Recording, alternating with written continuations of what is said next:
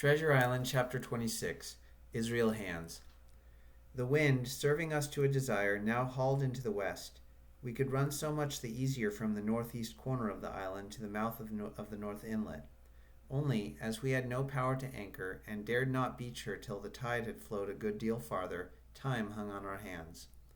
The coxswain told me how to lay the ship too. After a good many trials I succeeded, and we both sat in silence over another meal. "Cap'n," said he at length, with that same uncomfortable smile, "here's my old shipmate O'Brien. Suppose you was to heave him overboard. I ain't particular as a rule, and I don't take no blame for settling his hash, but I don't reckon him ornamental, now do you?" "I'm not strong enough, and I don't like the job, and there he lies for me," said I. "This here's an unlucky ship, this Hispaniola, Jim," he went on, blinking.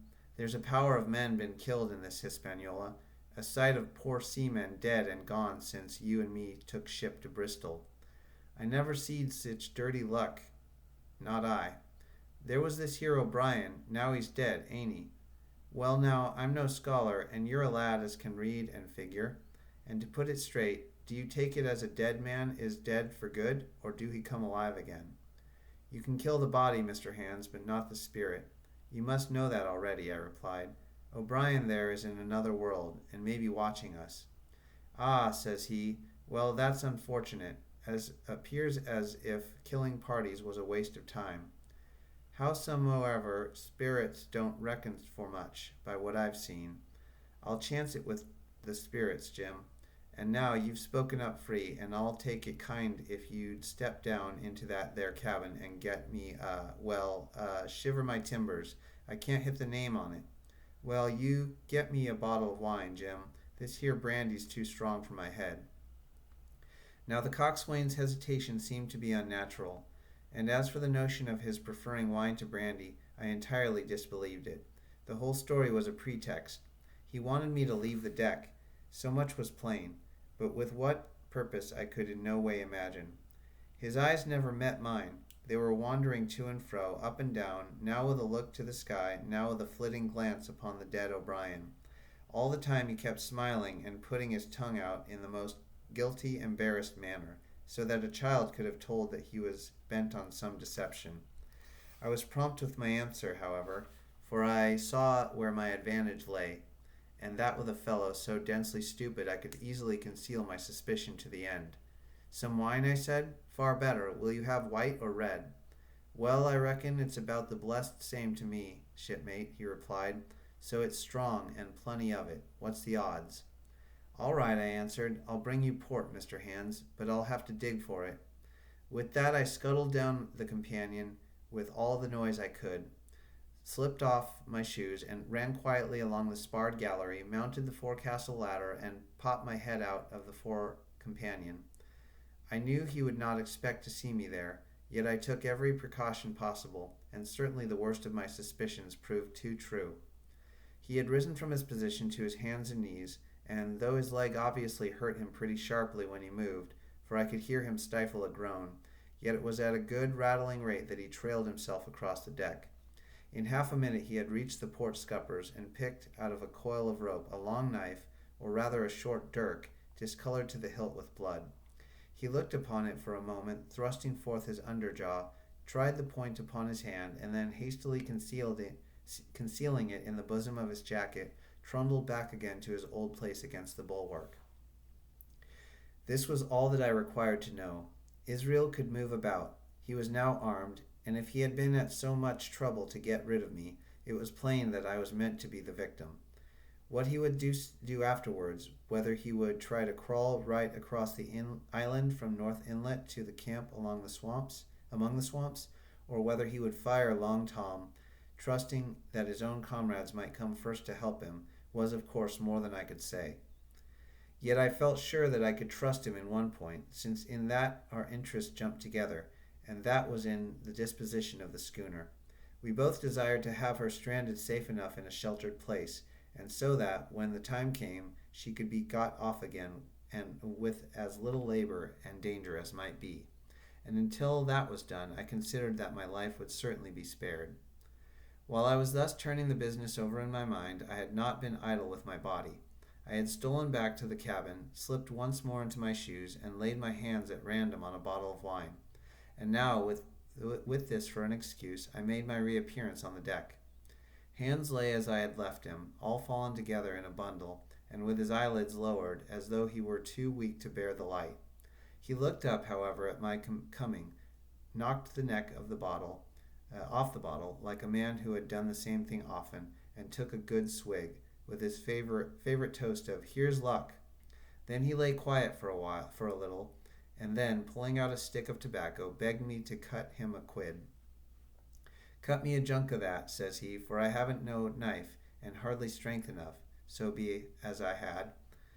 Ah, Jim, I reckon I've missed stays. Cut me a quid, as I'll likely be the last, lad, for I'm for my long home, and no mistake."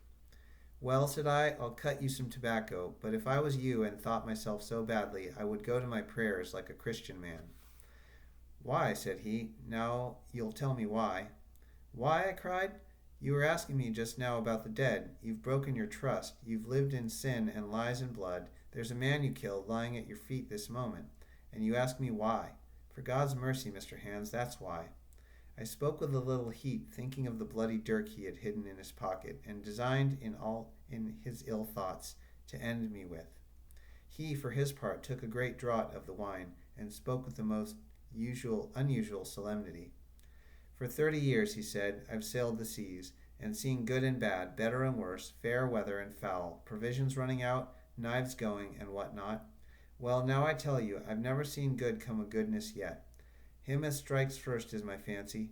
Dead men don't bite. Them's my views. Amen, so be it. And now you look here," he added, suddenly changing his tone.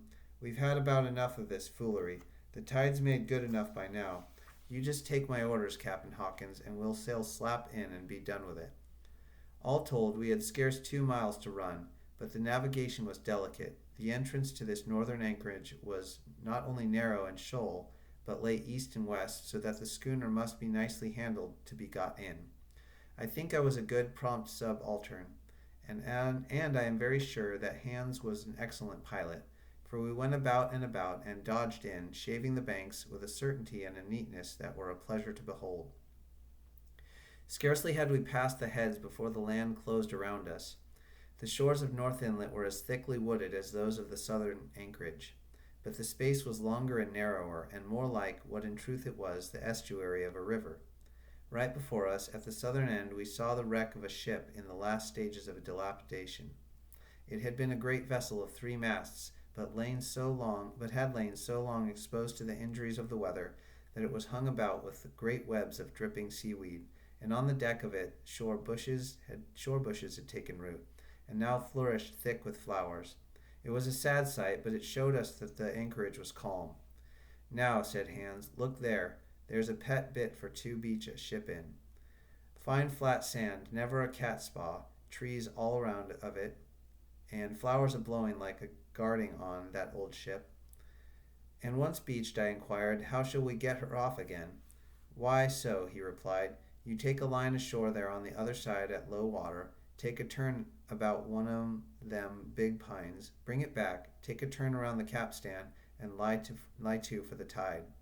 Come high water, all hands take a pull upon the line, and off she comes as sweet as nature. And now, boy, you stand by. We are near the bit now, and she's too much way on her. Starboard a little, so, steady, starboard, larboard a little, steady, steady." So he issued his commands, which I breathlessly obeyed, till all of a sudden he cried, "Now, my hearty, luff!" And I put the helm hard up, and the Hispaniola swung round rapidly and ran stem on for the low wooded shore. The excitement of these last maneuvers had somewhat interfered with the watch I had kept hitherto sharply enough upon the coxswain.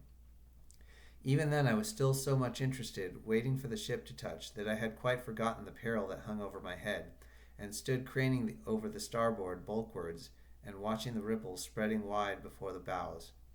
I might have fallen without a struggle for my life, had not a sudden disquietude seized upon me, and made me turn my head. Perhaps I had heard a creak or seen his shadow moving with the tail of my eye. Perhaps it was the instinct like a cat's. But sure enough, when I looked round, there was Hans, already halfway towards me with the dirk in his right hand. We must both have cried out aloud when our eyes met, but while mine was the shrill cry of terror, his was a roar of fury like a charging bull's. At the same instant he threw himself forward, and I leapt sideways towards the bows. As I did so, I left hold of the tiller, which sprang sharp to leeward, and I think this saved my life, for it struck Hans across the chest and stopped him for the moment, dead. Before he could recover, I was safe out of the corner where he had me trapped, with all the deck to dodge about. Just forward of the mainmast I stopped, drew a pistol from my pocket, took a cool aim, though he had already turned and was once more coming directly after me, and drew the trigger. The hammer fell, but there followed neither flash nor sound. The priming was useless with sea water. I cursed myself for my neglect. Why had I not, long before, reprimed and reloaded my only weapons? Then I should not have been, as now, a mere fleeing sheep before this butcher. Wounded as he was, it was wonderful how fast he could move, his grizzled hair tumbling over his face, and his face itself as red as a red ensign with his haste and fury. I had no time to try my other pistol, nor indeed much inclination, for I was sure it would be useless. One thing I saw plainly: I must not simply retreat before him, or he would speedily hold me boxed into the bows, as a moment since he had so nearly boxed me in the stern. Once so caught, and 9 or 10 inches of the blood-stained dirk would be my last experience on this side of eternity, I placed my palms against the mainmast, which was of a goodish bigness, and waited with every nerve upon the stretch.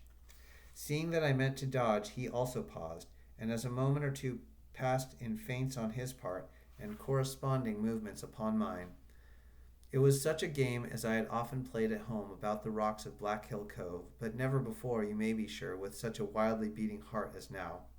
Still, as I say, it was a boy's game, and I thought I could hold my own at it, against an elderly seaman with a wounded thigh.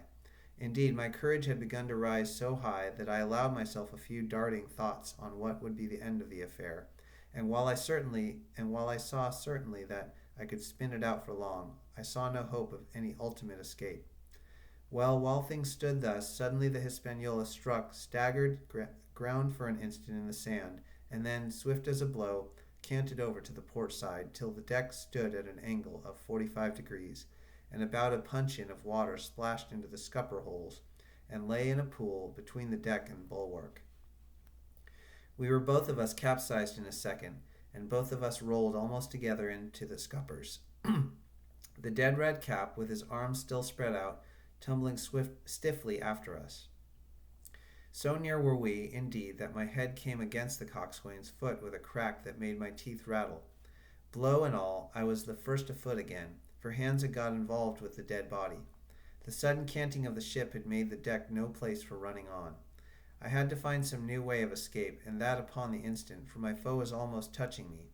Quick as I thought, I sprang into the mizzen shrouds, rattled up hand over hand, and did not draw a breath till I was seated on the cross trees. I had been saved by being prompt. The dirk had struck not half a foot below me, and as I pursued my upward flight, and there stood Israel Hands, with his mouth open and his face upturned to mine, a perfect statue of surprise and disappointment. Now that I had a moment to myself, I lost no time in changing the priming of my pistol, and then, having one ready for service, and to make assurance doubly sure, I proceeded to draw the load of the other and recharge it afresh from the beginning. My new employment struck Hans all of a heap. He began to see the dice going against him, and after an obvious hesitation, he also hauled himself heavily into the shrouds, and, with a dirk in his teeth, began slowly and painfully to mount. It cost him no end of time and groans to haul his wounded leg behind him, and I had quietly finished my arrangements before he was much more than a third of the way up. Then, with a pistol in either hand, I addressed him. "One more step, Mr. Hands," said I, "and I'll blow your brains out. Dead men don't bite, you know," I added with a chuckle. He stopped instantly. I could see by the working of his face that he was trying to think, and the process was so slow and laborious that, in my new-found security, I laughed aloud. At last, with a swallow or two, he spoke, his face still wearing the same expression of extreme perplexity. In order to speak, he had to take the dagger from his mouth, but in all else he remained unmoved. Jim, says he, I reckon we're fouled, you and me, and we'll have to sign articles. I'd have had you but for that there lurch. But I don't have no luck, not I, and I reckon I'll have to strike, which comes hard, you see, for a master mariner to a ship's yunker like you, Jim. I was drinking in his words and smiling away, as conceited as a cock upon a wall, when, all in a breath, back went his right hand over his shoulder. Something sang like an arrow through the air. I felt a blow and then a sharp pang, and there I was pinned by the shoulder to the mast. In the horrid pain and surprise of the moment, I scarce can say it was by my own volition, and I am sure it was without a conscious aim. Both my pistols went off, and both escaped out of my hands. They did not fall alone. With a choked cry, the coxswain loosed his grip upon the shrouds and plunged head first into the water.